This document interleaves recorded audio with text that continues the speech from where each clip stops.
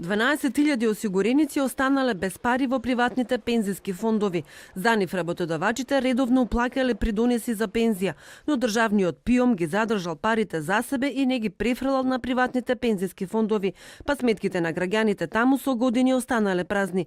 На дел од нив пак воопшто не им биле отворени сметки во вториот фонд. Државата сега ќе ги обештетува осигурениците со 19 милиони евра. Секој поединечно изгубил во просек по 6.500 евра.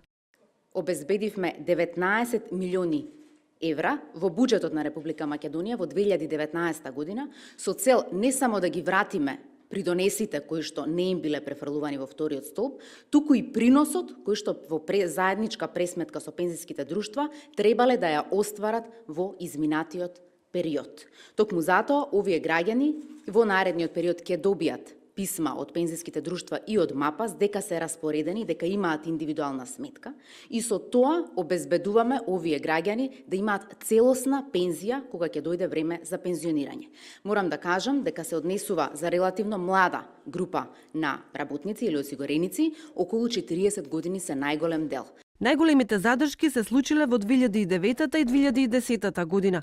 Оштетените се вработени и во јавниот и во приватниот сектор и не се ни свесни дека останале без пари во вториот столб. Министерката Царевска сега се воздржува да ја лоцира вината во ПИОМ. Смета дека за овој скандал најверојатно знаеле незините претходници, но молчеле, бара јавното обвинителство да ја истражи целата афера. Ние како Министерство за труд и социјална политика не сме истражен орган, но целиот пакет на документи и материјали до кои што дојдовме заедно, истражувајќи со меѓународните финансиски институции, ќе бидат предадени на основното јавно обвинителство, а тоа ќе треба да покаже зашто во тој даден период одредени финансиски средства не биле распоредувани и каде завршувале.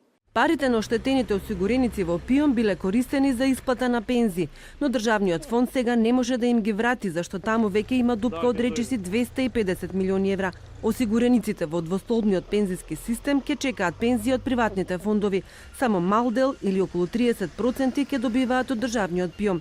Доколку осигуреникот почине, а парите во вториот столб останат непотрошени, тие ќе се оставаат во наследство.